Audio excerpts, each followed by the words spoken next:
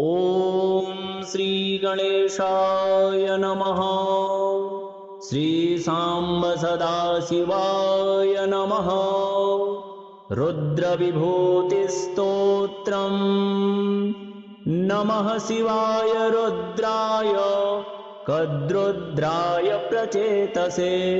मीढुष्टमाय सर्वाय शिपिविष्टाय रंहसे। नमस्ते कालकालाय नमस्ते रुद्रमन्यवे। नमः शिवाय रुद्राय शङ्कराय शिवाय ते। उग्रोऽसि सर्वभूतानां नियन्तासि शिवोऽसि नः। नमः शिवाय सर्वाय शङ्करायार्तिहारिणे। ग्रहाधिपत्ये भगवान् नभ्यसिञ्चद्दिवाकरम्। वृक्षाणाम् ओषधीनां च सोमं ब्रह्मा प्रजापतिः। अपां च वरुणं देवं धनानां यक्षपुङ्गवम्। आदित्यानां तथा विष्णुं वसूनां पावकं तथा। प्रजापतीनां दक्षं च मरुतां शक्रमेव च। दैत्यानां दानवानां च प्रह्लादं दैत्यपुङ्गवम्। धर्मं पितॄणामधिपं निरतिं पिशितासीनां। रुद्रं पशूनां भूतानां नन्दीनां गणनायकम्। वीराणां वीरभद्रं च पिशाचानां भयङ्करम्। मातॄणां चैव चामुण्डां सर्वदेव नमस्कृतां। रुद्राणां देवदेवेशं नीललोहितमीश्वरम्। विघ्नानां व्योमजं देवं गजास्यं तु विनायकम्। स्त्रीणां देवीं उमादेवीं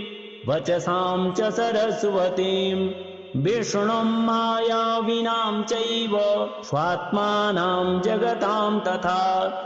हिमवन्तं गिरीणां तु नदीनां चैव जाह्नवी। समुद्राणां च सर्वेषां मधिपं पयसां निधिम्। वृक्षाणां चैव चाश्वत्थं प्लक्षं च प्रपितामह। गन्धर्वविद्याधर किन्नराणां मीशं पुनश्चित्ररथं चकार। नागाधिपं वासुकिमुग्रवीर्यं सर्पाधिपं तक्षकमुग्रवीर्यम्। दिग्वारणानाम् अधिपं चकार गजेन्द्रमैरावतमुग्रवीर्यम्। सुपर्णमीशं पततामथास्व राजानमुच्छैस्रवसं चकार। सिंहं मृगाणां वृषभं गवां च मृगाधिपानां शरभं चकार। सेनाधिपानां गुहमप्रमेयं श्रुतिस्मृतीनां लकुलीशमीशम्। अभ्यसिञ्चत्सुधर्माणां तथा शङ्खापदं दिशां। केतुमन्तं क्रमेणैव हेमरोमाणमेव च। पृथिव्यां पृथुमीशानं सर्वेषां तु महेश्वरम्। चतुर्मूर्तिषु सर्वज्ञं शङ्करं वृषभध्वजम्। नमः शिवाय रुद्राय कद्रुद्राय प्रचेतसे मीढुष्टमाय सर्वाय शिपिविष्टाय रंहसे। नमस्ते कालकालाय नमस्ते रुद्रमन्यवे। नमः शिवाय रुद्राय शङ्कराय शिवाय ते। उग्रोऽसि सर्वभूतानां नियन्तासि शिवोऽसि नः। नमः शिवाय सर्वाय शङ्करायार्तिहारिणे। ग्रहाधिपत्ये भगवान् नभ्यसिञ्चद्दिवाकरम्। वृक्षाणाम् ओषधीनां च सोमं ब्रह्मा प्रजापतिः अपां च वरुणं देवं धनानां यक्षपुङ्गवम् आदित्यानां तथा विष्णुं वसूनां पावकं तथा प्रजापतीनां दक्षं च मरुतां शक्रमेव च दैत्यानां दानवानां च प्रह्लादं दैत्यपुङ्गवम् धर्मं पितॄणामधिपं निरतिं पिशितासीनां रुद्रं पशूनां भूतानां नन्दीनां गणनायकं वीराणां वीरभद्रं च पिशाचानां भयङ्करं मातॄणां चैव चामुण्डां सर्वदेव नमस्कृतां रुद्राणां देवदेवेशं नीललोहितमीश्वरं विघ्नानां व्योमजं देवं गजास्यं तु विनायकं स्त्रीणां देवीं उमादेवीं वचसां च सरस्वतीं विष्णुं मायाविनां चैव स्वात्मानां जगतां तथा हिमवन्तं गिरीणां तु नदीनां चैव जाह्नवी समुद्राणां च सर्वेषां मधिपं पयसां निधिं वृक्षाणां चैव चाश्वत्थं प्लक्षं च प्रपितामह गन्धर्वविद्याधर किन्नराणां मीशं पुनाश्चित्ररथं चकार नागाधिपं वासुकिमुग्रवीर्यं सर्पाधिपं तक्षकमुग्रवीर्यं दिग्वारणानाम् अधिपं चकार गजेन्द्रमैरावतमुग्रवीर्यं सुपर्णमीशं पततामथास्व राजानमुच्छैस्रवसं चकार सिंहं मृगाणां वृषभं गवां च मृगाधिपानां सरभं चकार सेनाधिपानां गुहमप्रमेयं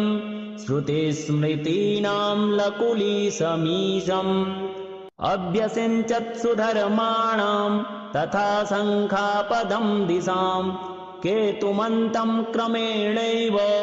हेमरोमाणमेव च पृथिव्यां पृथुमीशानं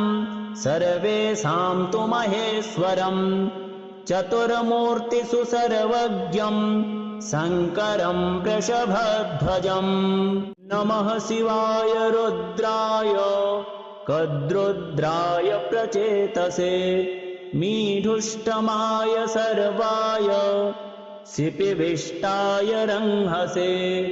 नमस्ते कालकालाय नमस्ते रुद्रमन्यवे नमः शिवाय रुद्राय शङ्कराय शिवाय ते उग्रोऽसि सर्वभूतानां नियन्तासि शिवोऽसि नः नमः शिवाय सर्वाय शङ्करायार्तिहारिणे ग्रहाधिपत्ये भगवान् नभ्यसिञ्चद्दिवाकरम् वृक्षाणाम् ओषधीनां च सोमं ब्रह्मा प्रजापतिः अपां च वरुणं देवं धनानां यक्षपुङ्गवम् आदित्यानां तथा विष्णुं वसूनां पावकं तथा प्रजापतीनां दक्षं च मरुतां शक्रमेव च दैत्यानां दानवानां च प्रह्लादं दैत्यपुङ्गवम् धर्मं पितॄणामधिपं निरतिं पिशितासीनां रुद्रं पशूनां भूतानां नन्दीनां गणनायकं वीराणां वीरभद्रं च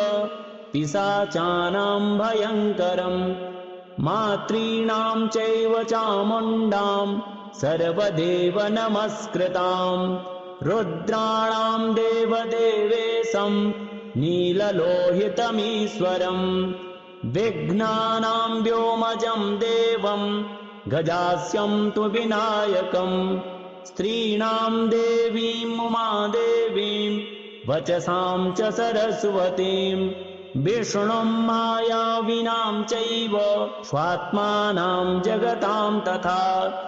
हिमवन्तं गिरीणां तु नदीनां चैव जाह्नवी समुद्राणां च सर्वेषां मधिपं पयसां निधिम् वृक्षाणां चैव चाश्वत्थं प्लक्षं च प्रपितामह गन्धर्वविद्याधर किन्नराणां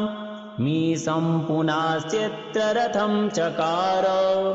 नागाधिपं वासुकिमुग्रवीर्यं सर्पाधिपं तक्षकमुग्रवीर्यं दिग्वारणानाम् अधिपं चकार गजेन्द्रमैरावतमुग्रवीर्यम् सुपर्णमीशं पततामथास्व राजानमुच्छैस्रवसं चकार सिंहं मृगाणां वृषभं गवां च मृगाधिपानां सरभं चकार सेनाधिपानां गुहमप्रमेयं श्रुतिस्मृतीनां लकुलीशमीशम् अभ्यसिञ्चत् सुधर्माणां तथा शङ्खापदं दिशां केतुमन्तं क्रमेणैव हेमरोमाणमेव च पृथिव्यां पृथुमीशानं सर्वेषां तु महेश्वरम् चतुर्मूर्तिषु सर्वज्ञं शङ्करं वृषभध्वजम् नमः शिवाय रुद्राय कद्रुद्राय प्रचेतसे मीढुष्टमाय सर्वाय शिपिविष्टाय रंहसे नमस्ते कालकालाय नमस्ते रुद्रमन्यवे नमः शिवाय रुद्राय शङ्कराय शिवाय ते उग्रोऽसि सर्वभूतानां नियन्तासि शिवोऽसि नः नमः शिवाय सर्वाय शङ्करायार्तिहारिणे ग्रहाधिपत्ये भगवान् नभ्यसिञ्चद्दिवाकरम् वृक्षाणाम् ओषधीनां च सोमं ब्रह्मा प्रजापते अपां च वरुणं देवं धनानां यक्षपुङ्गवम्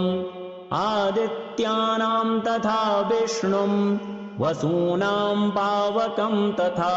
प्रजापतीनां दक्षं च मरुतां शक्रमेव च दैत्यानां दानवानां च प्रह्लादं दैत्यपुङ्गवम् धर्मं पितॄणामधिपं निरतिं पिशितासिनां रुद्रं पशूनां भूतानां नन्दीनां गणनायकं वीराणां वीरभद्रं च पिशाचानां भयङ्करम् मातॄणां चैव चामुण्डां सर्वदेव नमस्कृतां रुद्राणां देवदेवेशं नीललोहितमीश्वरम् विघ्नानां व्योमजं देवं गजास्यं तु विनायकम् स्त्रीणां देवीं उमादेवीं वचसां च सरस्वतीं विष्णुं मायाविनां चैव स्वात्मानां जगतां तथा हिमवन्तं गिरीणां तु नदीनां चैव जाह्नवी समुद्राणां च सर्वेषां मधिपं पयसां निधिम् वृक्षाणां चैव चाश्वत्थं प्लक्षं च प्रपितामह गन्धर्वविद्याधर किन्नराणां मीशं पुनाश्चित्ररथं चकार नागाधिपं वासुकिमुग्रवीर्यं सर्पाधिपं तक्षकमुग्रवीर्यं दिग्वारणानाम् अधिपं चकार गजेन्द्रमैरावतमुग्रवीर्यम् सुपर्णमीशं पततामथास्व राजानमुच्छैस्रवसं चकार सिंहं मृगाणां वृषभं गवां च मृगाधिपानां सरभं चकार सेनाधिपानां गुहमप्रमेयं श्रुतिस्मृतीनां लकुलीसमीशम् अभ्यसिञ्चत्सुधर्माणां तथा शङ्खापदं दिशां केतुमन्तं क्रमेणैव हेमरोमाणमेव च पृथिव्यां पृथुमीशानं सर्वेषां तु महेश्वरं चतुर्मूर्तिषु सर्वज्ञं शङ्करं वृषभध्वजम् नमः शिवाय रुद्राय कद्रुद्राय प्रचेतसे मीढुष्टमाय सर्वाय शिपिविष्टाय रंहसे नमस्ते कालकालाय नमस्ते रुद्रमन्यवे नमः शिवाय रुद्राय शङ्कराय शिवाय ते उग्रोऽसि सर्वभूतानां नियन्तासि शिवोऽसि नः नमः शिवाय सर्वाय शङ्करायार्तिहारिणे ग्रहाधिपत्ये भगवान् नभ्यसिञ्चद्दिवाकरम् वृक्षाणाम् ओषधीनां च सोमं ब्रह्मा प्रजापते अपां च वरुणं देवं धनानां यक्षपुङ्गवम् आदित्यानां तथा विष्णुं वसूनां पावकं तथा प्रजापतीनां दक्षं च मरुतां शक्रमेव च दैत्यानां दानवानां च प्रह्लादं दैत्यपुङ्गवम् धर्मं पितॄणामधिपं निरतिं पिशितासिनां रुद्रं पशूनां भूतानां नन्दीनां गणनायकं वीराणां वीरभद्रं च पिशाचानां भयङ्करं मातॄणां चैव चामुण्डां सर्वदेव नमस्कृतां रुद्राणां देवदेवेशं नीललोहितमीश्वरम् विघ्नानां व्योमजं देवं गजास्यं तु विनायकम् स्त्रीणां देवीं उमादेवीं वचसां च सरस्वतीं विष्णुं मायाविनां चैव स्वात्मानां जगतां तथा हिमवन्तं गिरीणां तु नदीनां चैव जाह्नवी समुद्राणां च सर्वेषां मधिपं पयसां निधिम् वृक्षाणां चैव चाश्वत्थं प्लक्षं च प्रपितामह गन्धर्वविद्याधर किन्नराणां मीशं पुनाश्चित्ररथं चकार नागाधिपं वासुकिमुग्रवीर्यं सर्पाधिपं तक्षकमुग्रवीर्यम् दिग्वारणानाम् अधिपं चकार गजेन्द्रमैरावतमुग्रवीर्यम् सुपर्णमीशं पततामथास्व राजानमुच्छैस्रवसं चकार सिंहं मृगाणां वृषभं गवां च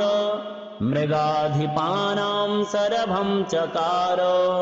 सेनाधिपानां गुहमप्रमेयं श्रुतिस्मृतीनां लकुलीसमीशम् अभ्यसिञ्चत्सुधर्माणां तथा शङ्खापदं दिशां केतुमन्तं क्रमेणैव हेमरोमाणमेव च पृथिव्यां पृथुमीशानं सर्वेषां तु महेश्वरं चतुर्मूर्तिषु सर्वज्ञं शङ्करं वृषभध्वजम् नमः शिवाय रुद्राय कद्रुद्राय प्रचेतसे मीढुष्टमाय सर्वाय सिपिविष्टाय रंहसे नमस्ते कालकालाय नमस्ते रुद्रमन्यवे नमः शिवाय रुद्राय शङ्कराय शिवाय ते उग्रोऽसि सर्वभूतानां नियन्तासि शिवोऽसि नः नमः शिवाय सर्वाय शङ्करायार्तिहारिणे ग्रहाधिपत्ये भगवान् नभ्यसिञ्चद्दिवाकरम् वृक्षाणाम् ओषधीनां च सोमं ब्रह्मा प्रजापतिः अपां च वरुणं देवं धनानां यक्षपुङ्गवम् आदित्यानां तथा विष्णुं वसूनां पावकं तथा प्रजापतीनां दक्षं च मरुतां शक्रमेव च दैत्यानां दानवानां च प्रह्लादं दैत्यपुङ्गवम् धर्मं पितॄणामधिपं निरतिं पिशितासिनां रुद्रं पशूनां भूतानां नन्दीनां गणनायकम् वीराणां वीरभद्रं च पिशाचानां भयङ्करम् मातॄणां चैव चामुण्डां सर्वदेव नमस्कृतां रुद्राणां देवदेवेशं नीललोहितमीश्वरम् विघ्नानां व्योमजं देवं गजास्यं तु विनायकम् स्त्रीणां देवीं उमादेवीं वचसां च सरस्वतीं विष्णुं मायाविनां चैव स्वात्मानां जगतां तथा हिमवन्तं गिरीणां तु नदीनां चैव जाह्नवी समुद्राणां च सर्वेषां मधिपं पयसां निधिम् वृक्षाणां चैव चाश्वत्थं प्लक्षं च प्रपितामह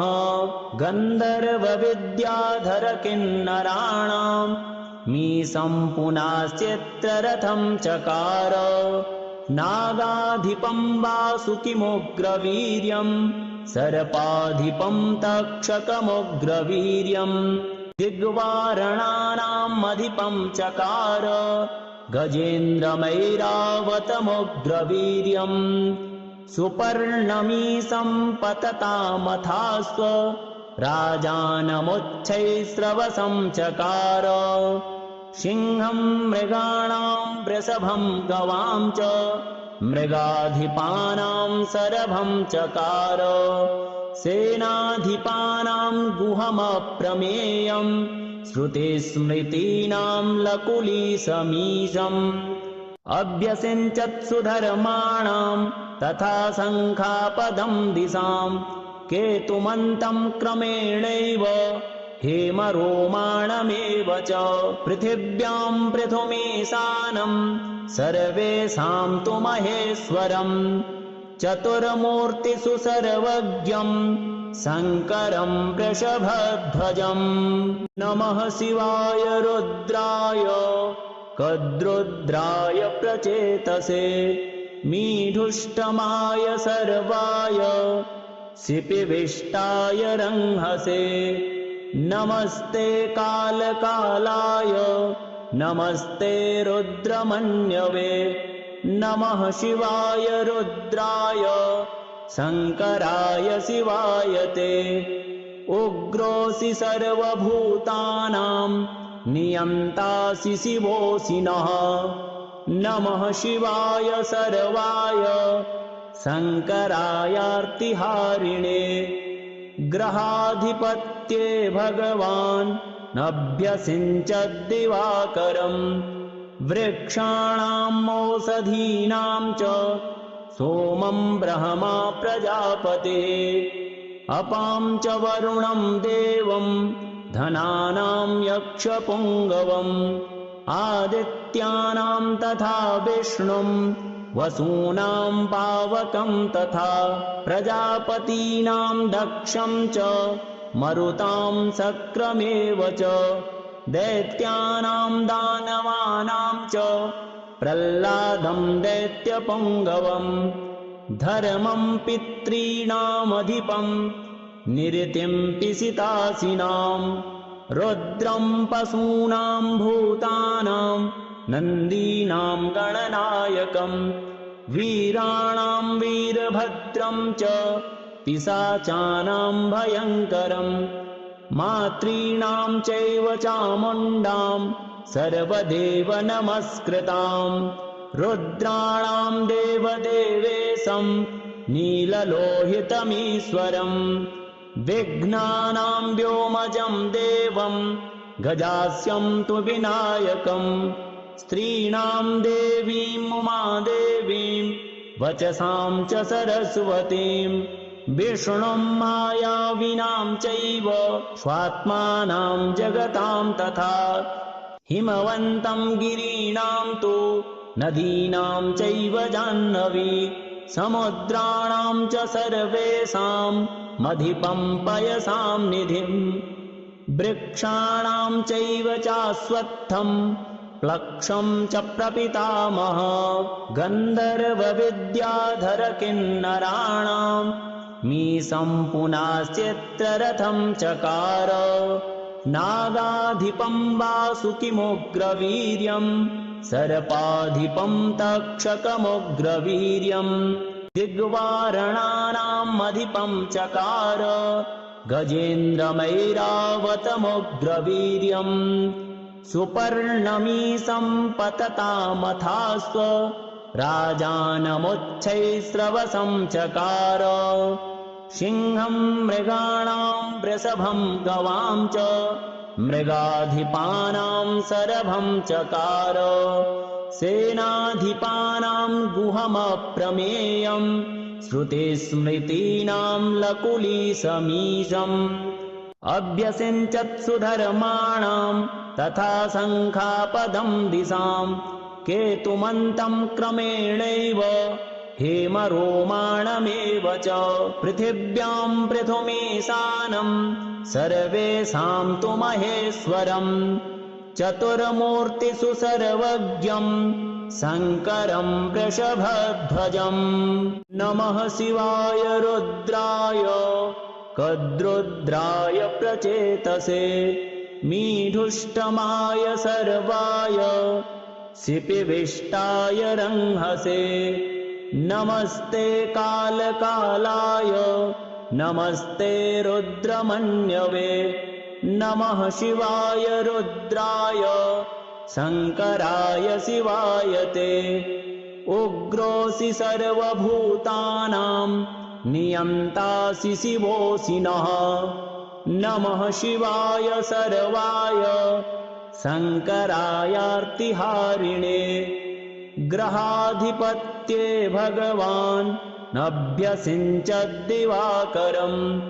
वृक्षाणाम् ओषधीनां च सोमं ब्रह्मा प्रजापतिः अपां च वरुणं देवं धनानां यक्षपुङ्गवम् आदित्यानां तथा विष्णुं वसूनां पावकं तथा प्रजापतीनां दक्षं च मरुतां शक्रमेव च दैत्यानां दानवानां च प्रह्लादं दैत्यपुङ्गवं धर्मं पितॄणामधिपं निरतिं पिशितासिनां रुद्रं पशूनां भूतानां नन्दीनां गणनायकं वीराणां वीरभद्रं च पिशाचानां भयङ्करं मातॄणां चैव चामुण्डां सर्वदेव नमस्कृतां रुद्राणां देवदेवेशं नीललोहितमीश्वरं विघ्नानां व्योमजं देवं गजास्यं तु विनायकं स्त्रीणां देवीं उमादेवीं वचसां च सरस्वतीं विष्णुं मायाविनां चैव स्वात्मानां जगतां तथा हिमवन्तं गिरीणां तु नदीनां चैव जाह्नवी समुद्राणां च सर्वेषां मधिपं पयसां निधिम् वृक्षाणां चैव चाश्वत्थं प्लक्षं च प्रपितामह गन्धर्वविद्याधर किन्नराणां मीशं पुनाश्चित्ररथं चकार नागाधिपं वासुकिमुग्रवीर्यं सर्पाधिपं तक्षकमुग्रवीर्यम् दिग्वारणानाम् अधिपं चकार गजेन्द्रमैरावतमुग्रवीर्यम् सुपर्णमीशं पततामथास्व राजानमुच्छैस्रवसं चकार सिंहं मृगाणां वृषभं गवां च मृगाधिपानां सरभं चकार सेनाधिपानां गुहमप्रमेयं श्रुतिस्मृतीनां लकुलीशमीशम् अभ्यसिञ्चत्सु धर्माणां तथा शङ्खापदं दिशां केतुमन्तं क्रमेणैव हेमरोमाणमेव च पृथिव्यां पृथुमीशानं सर्वेषां तु महेश्वरम् चतुर्मूर्तिषु सर्वज्ञं शङ्करं वृषभध्वजम् नमः शिवाय रुद्राय कद्रुद्राय प्रचेतसे मीढुष्टमाय सर्वाय शिपिविष्टाय रंहसे नमस्ते कालकालाय नमस्ते रुद्रमन्यवे नमः शिवाय रुद्राय शङ्कराय शिवाय ते उग्रोऽसि सर्वभूतानां नियन्तासि शिवोऽसि नः नमः शिवाय सर्वाय शङ्करायार्तिहारिणे ग्रहाधिपत्ये भगवान् नभ्यसिञ्चद्दिवाकरम् वृक्षाणाम् औषधीनां च सोमं ब्रह्मा प्रजापतिः अपां च वरुणं देवं धनानां यक्षपुङ्गवम् आदित्यानां तथा विष्णुं वसूनां पावकं तथा प्रजापतीनां दक्षं च मरुतां शक्रमेव च दैत्यानां दानवानां च प्रह्लादं दैत्यपुङ्गवम् धर्मं पितॄणामधिपं निरतिं पिशितासिनां रुद्रं पशूनां भूतानां नन्दीनां गणनायकम् वीराणां वीरभद्रं च पिशाचानां भयङ्करम् मातॄणां चैव चामुण्डां सर्वदेव नमस्कृतां रुद्राणां देवदेवेशं नीललोहितमीश्वरम् विघ्नानां व्योमजं देवं गजास्यं तु विनायकम् स्त्रीणां देवीं उमादेवीं वचसां च सरस्वतीं विष्णुं मायाविनां चैव स्वात्मानां जगतां तथा हिमवन्तं गिरीणां तु नदीनां चैव जाह्नवी समुद्राणां च सर्वेषां मधिपं पयसां निधिम् वृक्षाणां चैव चाश्वत्थं प्लक्षं च प्रपितामह गन्धर्वविद्याधर किन्नराणां मीशं पुनाश्चित्ररथं चकार नागाधिपं वासुकिमुग्रवीर्यं सर्पाधिपं तक्षकमुग्रवीर्यम् दिग्वारणानाम् अधिपं चकार गजेन्द्रमैरावतमुग्रवीर्यम् सुपर्णमीशं पततामथास्व राजानमुच्छैस्रवसं चकार सिंहं मृगाणां वृषभं गवां च मृगाधिपानां सरभं चकार सेनाधिपानां गुहमप्रमेयं श्रुतिस्मृतीनां लकुलीशमीशम् अभ्यसिञ्चत्सु धर्माणाम् तथा शङ्खापदं दिशाम् केतुमन्तं क्रमेणैव हेमरोमाणमेव च पृथिव्यां पृथुमीशानं सर्वेषां तु महेश्वरम् चतुर्मूर्तिषु सर्वज्ञं शङ्करं वृषभध्वजम्।